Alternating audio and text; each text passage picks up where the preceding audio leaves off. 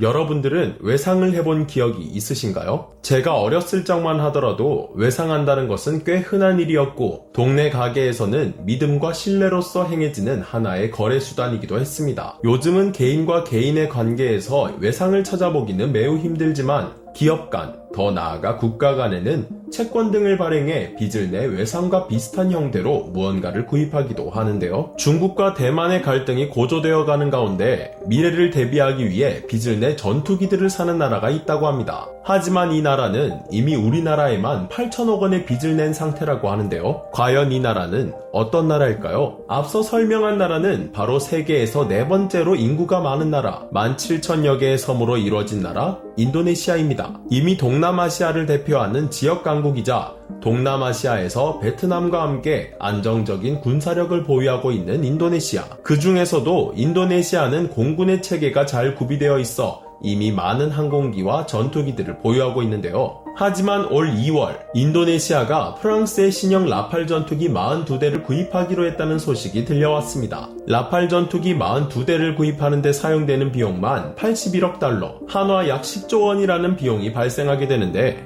이 금액은 인도네시아 국가개발부와 재무부가 발행한 채권으로 구입하게 될 예정이라고 합니다. 그러나 인도네시아의 전투기 구매는 라팔뿐만이 아니었는데요. 미국의 F-15 36대 등 139억 달러, 한화 약 17조 원에 이르는 전투기 역시 구매하게 됩니다. 인도네시아가 전투기를 구매하든 헬리콥터를 구매하든 그게 무슨 상관이냐 하실 수도 있겠지만 이 안에는 조금 깨름직한 문제가 섞여 있는데요. 라팔과 F-15를 구입하는 데 사용된 비용 한화 약 27조 원. 이마저도 채권으로 구입한 인도네시아는 사실 우리나라에 8천억 원이라는 빚을 가지고 있습니다. 8천억 원의 빚이 생겨난 원인은 바로 KF-21 전투기 개발 때문인데요. 2015년부터 공동개발에 합의해 8조 8천억 원의 개발비 중 20%를 부담하기로 한 인도네시아. 하지만 개발비 8천억 원은 2021년이 될 때까지도 언급조차 없었으며 심지어 2021년 말에는 재협의를 통해 8천억 원의 30%는 돈이 아닌 현물로 지급하는 것으로 하면서 공동개발을 유지하게 되는데요. 올 상반기까지 일부 상환을 약속했으나 상환은커녕 신형 전투기를 구입하는데 채권을 발행하기 시작한 인도네시아가 내놓은 변명은 우리나라를 황당하게 할 수밖에 없었습니다. 그 변명은 코로나 때문에 재정 여건이 어렵다는 말이었기 때문인데요. 재정 어려운 와중에 전투기들은 뭐하러 구입하는 건지 모르겠지만요.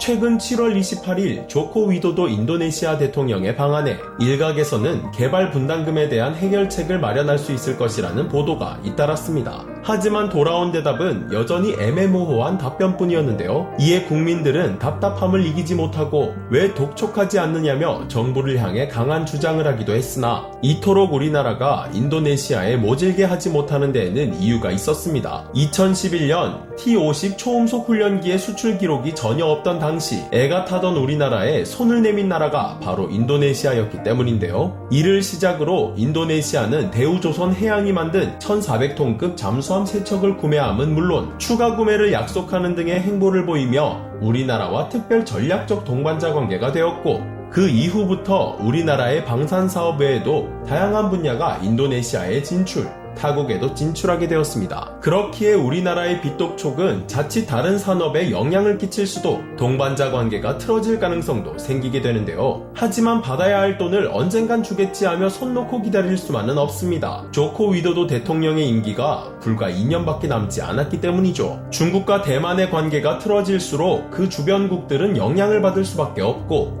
특히 인도네시아는 이들의 갈등이 고조될수록 군사력 강화에 더욱 집중하게 될 것입니다. 그렇게 된다면 앞으로 또 어떤 병기들을 추가 구매하게 될지 모르는 가운데 우리나라는 그 채권의 순위와 흐지부지 될 처지에 놓인 잠수함 추가 구매 공수표를 확실히 해둘 필요가 있는데요. 우리나라는 앞으로 인도네시아에 어떻게 대응하며 외교를 펼쳐나갈지 궁금해지네요. 여러분들이라면 어떻게 하셨을 것 같나요? 오늘의 이야기 마치겠습니다.